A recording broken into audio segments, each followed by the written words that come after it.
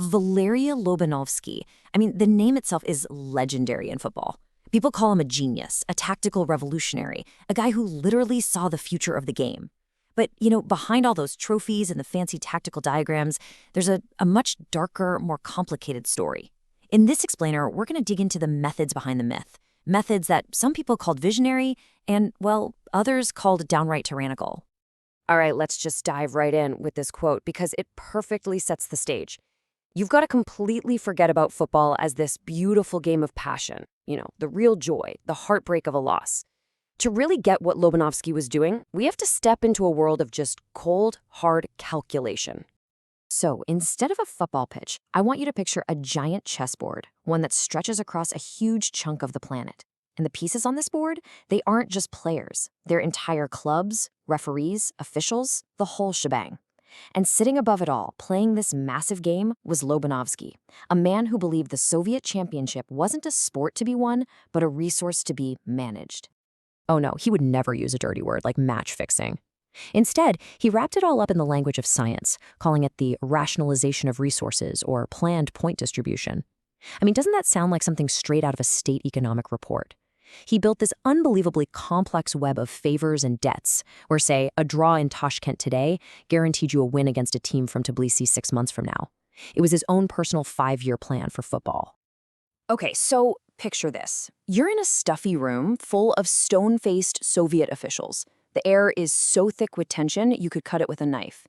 And then, some official, who is either very brave or very foolish, actually stands up and has the guts to question the strange, very convenient draws that Lobanovsky's team always seem to get. Everyone in the room just holds their breath, waiting for him to deny it, to make excuses. And his response? Wow. It was an absolute masterclass in flipping the script. He didn't even try to defend himself. He went on the attack. With this one single question, he completely reframes systemic cheating as some kind of high-level intellectual strategy, like a grandmaster's move. He just silenced the entire room. He turned what should have been a disciplinary hearing into a lecture on higher sporting mathematics, and the unspoken message was crystal clear. My rules are better, and my rules get results. And because he won, nobody dared to argue. Now, this level of control wasn't just for the league. It was for his own players, too. If the championship was his chessboard, then the training ground, that was his laboratory. It was a place the players themselves called the monastery of strict regime.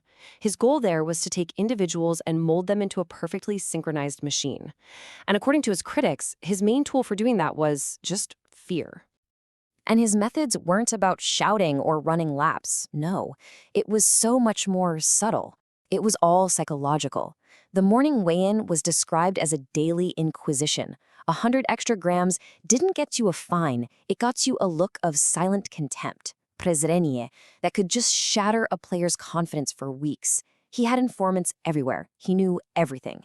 He'd pit players against each other, creating this constant paranoid atmosphere. And if a team leader got too big for his boots, he'd publicly cut them down, just to prove that nobody, absolutely nobody, was irreplaceable. And this really gets to the dark heart of his philosophy. We've all heard the famous motto, right? The team is the star. It sounds so noble, so selfless. But for Lobanovsky, what that really meant was that for the collective to shine, every single individual spark of creativity had to be snuffed out. He basically turned players into obedient cogs in his machine. He took their freedom, and in return, he gave them medals. And this whole system created two kinds of conflict. With a living legend like Oleg Blokhin, it was basically a 30-year Cold War. Lobanovsky couldn't break him, so he just tried to control him with public snubs and passive aggression. But for a true creative artist like Alexander Zavarov, the system was just destructive. Lobanovsky couldn't get his head around improvisation, so he forced this genius playmaker to do defensive donkey work. He essentially made a world-class violinist haul a piano around. Zavarov's transfer to Juventus wasn't a career move, it was a desperate escape. So you might be wondering, how did this fear-based, highly disciplined machine look to the millions of fans and journalists on the outside? Well, it looked like a beautiful, infallible science. And that's because Lobanovsky wasn't just a coach, he was an absolute master of propaganda and controlling the public narrative. His greatest invention might not have been a tactic on the pitch. It might have been a phrase, the functional pit. It sounds so scientific, so plausible. Did the team play terribly? No, you don't understand. They are in a planned functional pit. A bad result was never a failure. It was just a necessary part of his grand plan to peak at the perfect moment. It was the ultimate get-out-of-jail-free card, a smokescreen that disarmed any and all criticism. His press conferences were a weapon. Journalists would show up, ready to grill him about a terrible performance, but he wouldn't let them get a word in. He'd just overwhelm them with charts, with data, talking about anaerobic thresholds and tactical technical actions. He'd deliver this hypnotic, jargon-filled lecture until the reporters just felt completely out of their depth, unable to challenge him. He wasn't answering questions. He was asserting his intellectual dominance. But here's the thing about a system that's this rigid, this controlled.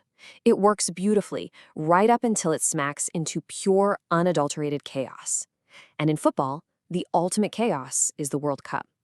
So while his methods dominated the controlled environment of the Soviet League, the world stage became the graveyard for his science.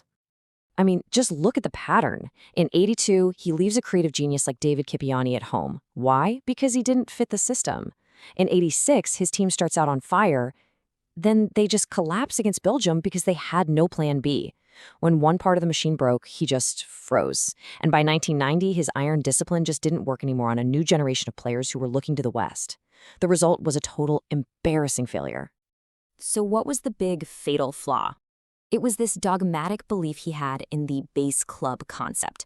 By building the national team almost entirely out of his own Dynamo Kyiv players, he achieved perfect cohesion, sure, but he sacrificed everything else. The team became predictable, one-dimensional, and open book. Every single coach in the world knew how Dynamo Kyiv played, which meant they knew exactly how the USSR was going to play. He chose control over creativity, and in the end, it cost him dearly. So when it was all said and done, what did he leave behind? Well, he left a trophy cabinet that was overflowing, no doubt about it. But many critics argue he also left behind a poisoned chalice, that his methods created a football culture built on scorched earth. This critical view of his legacy really points to three lasting curses. First, he made match-fixing seem intellectually respectable. His students and imitators copied the corruption, but they didn't have the genius to back it up. Second, he inspired an army of clone coaches who copied his iron discipline and atmosphere of fear, but possessed none of his analytical brilliance. And third, and maybe saddest of all, those coaches created a lost generation of players.